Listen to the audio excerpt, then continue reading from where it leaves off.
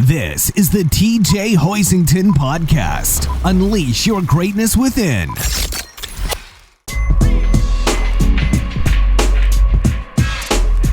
Hi there, and welcome back. I don't know if you listened to my last podcast, but I just walked out of that training and I'm sitting in my car and I thought I would give a couple additional points.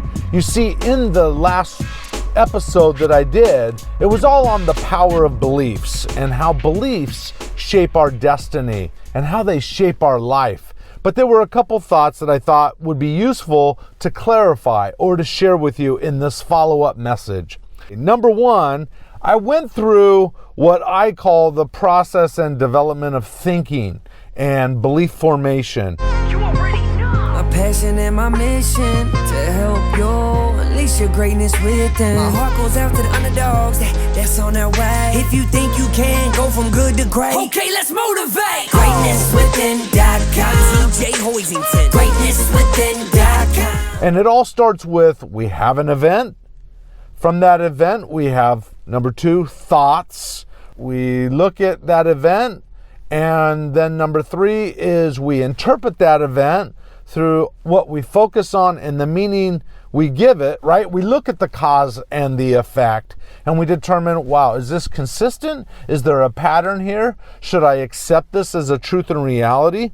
What are we focused on? And then I went into, from that interpretation and what we took from it, we form a belief. Well, actually, we can back up and say we either form an additional idea, which is neutral, or we, a little bit more intense, we form an opinion, or a little bit more intense, we form a belief, or way intense, we form conviction. And all those are based on the same general belief, but the more evidence you get to hold up that belief, the stronger it gets in terms of intensity. And many of us are living by conviction or strong beliefs where we have stacked a lot of evidence underneath that bridge, and we're living by these beliefs that may not be serving us long term. The vehicle that we're using or the belief that we're living by may not meet our needs long term. So we have to look at that.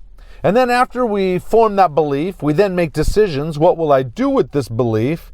And then after that, we take action. And it becomes reciprocal, right? It goes back through itself.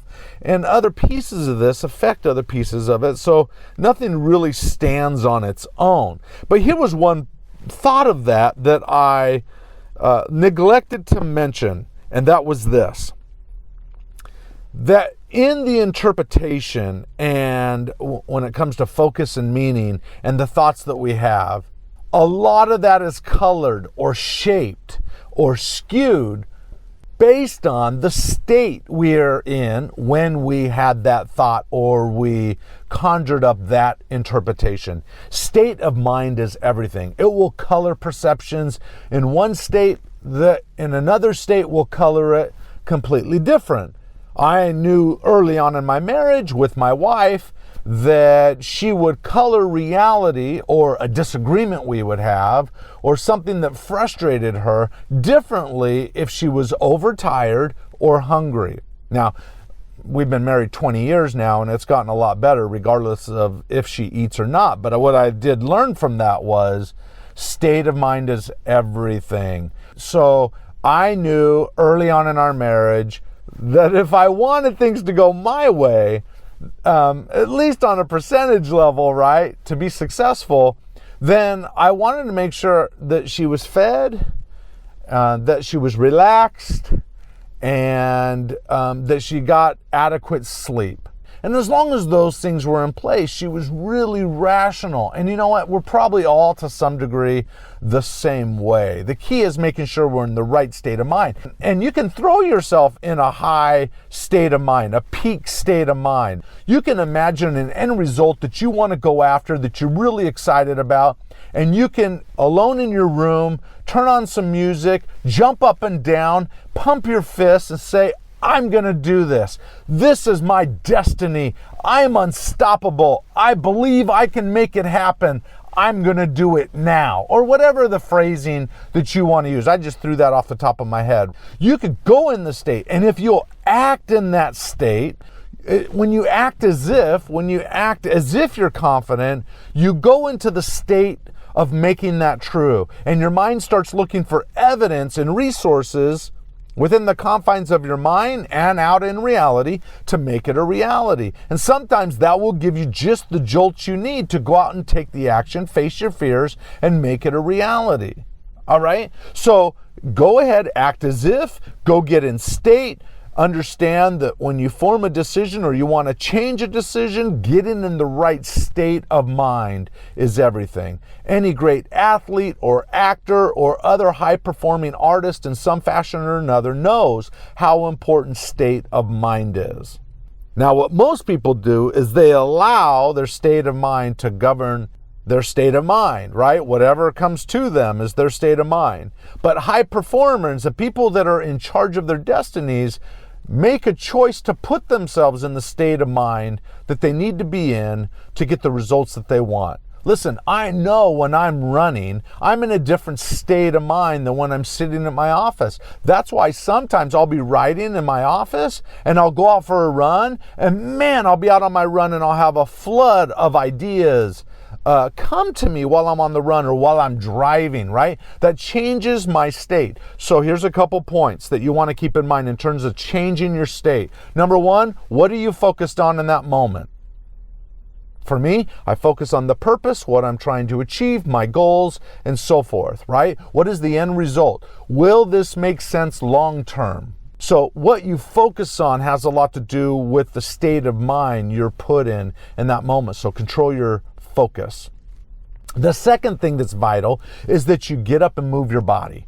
As you move your body, it opens those caverns in your mind that will bring forth new ideas and information that will help you get what you want. Okay? So movement is key, focus is key.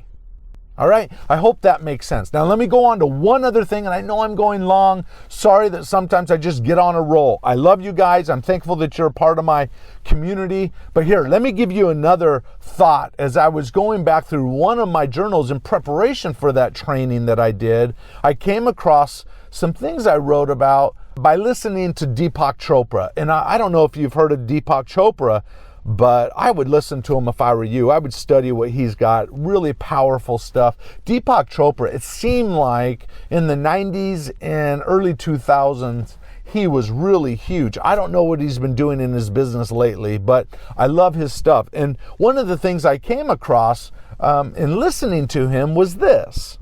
Reality is an interpretation.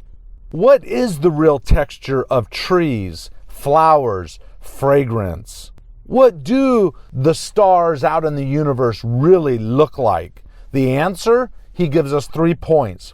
He says the answer to these questions is based on, number 1, who is looking, number 2, the instrument they are using to observe, and number 3, which kind of goes back to what I was talking about earlier, the types of questions they ask themselves when they make their interpretations. Wow. Questions that we ask govern what we focus oftentimes. So if we ask the right questions, we'll get the right answers. If we ask the wrong questions, we'll often get the wrong answer. So here's a couple other thoughts that he shared. He says, think about this. Human beings only have 5 or 6 senses to decode information around us. Therefore, if the universe is full of matter with infinite possibilities, it's just a matter of tuning into the right frequency or channel to get the results that you want. Most people decode in such a way that it does not serve them. Okay, so here's the thought. Every species uses a different sensory apparatus. In other words, all species don't look at the same thing the same way. For example, a honeybee, when looking at a flower, does not see the same flower that you and I see. They see a different receptor, and which is ultraviolet. right? They look at honey different than the way we would look at honey or the way we would look at a flower. How about a bat?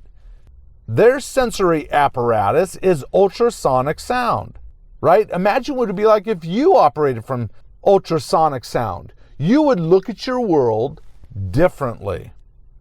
So here's all I'm trying to say here, is that based on our own human apparatus, our five senses, we are limited to the reality that we see. We're limited to truly understand reality as reality really is. So we make up that difference in our mind. If you go back to my last podcast, you will see as I talked there that when we look out at our world, we only see 50% of what's there through our motor cortex. Okay, and I would argue that we don't even see 50%. In all reality, based on our senses and the different angles we can look at things, we're more limited. We probably only see 1 or 2%. I mean, think about this. Our senses tell us that the world is flat, but we know better than that. Our senses also tell us that the ground we stand on is stationary, but we know that we're moving. In fact, we are spinning. We are spinning through space at 1,000 miles per hour at the equator.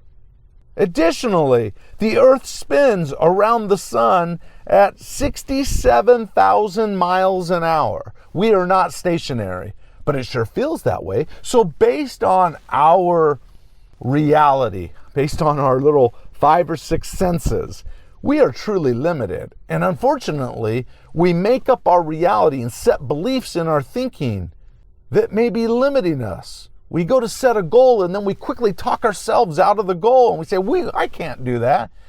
And then you realize later on, you're maybe forced in a situation that is similar to it and you did fine. And you realized you were capable. And all those years passed by when you could have taken advantage of that goal. And maybe you still can. I would encourage you to step out of your comfort zone and go do something different that is healthy, that is strong, that will move you closer to your goals, and all of a sudden you'll realize you're more capable than you think you are. I know I say that a lot. It's true. It's all about facing your fears and getting out of your comfort zones and believing that you have possibility and ability to do all kinds of things, right? If you think you can, you can. If you think you can't, you can. I hope you enjoyed this quick audio. I'm ready to jam home. I just wanted to leave you walking out of this training with just a couple little extra nuggets as it relates to beliefs. All right, look at your reality a little differently is my hope for you. Okay, and you'll find there's a lot of open doors out there for you.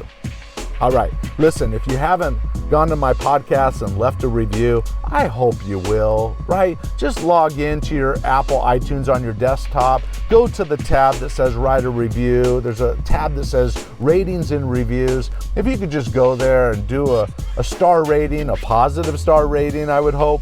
And then, if you'd even be so kind to maybe write a few words just to say what you think about my podcast. All right. I appreciate you being a part of my community. May you unleash your greatness within.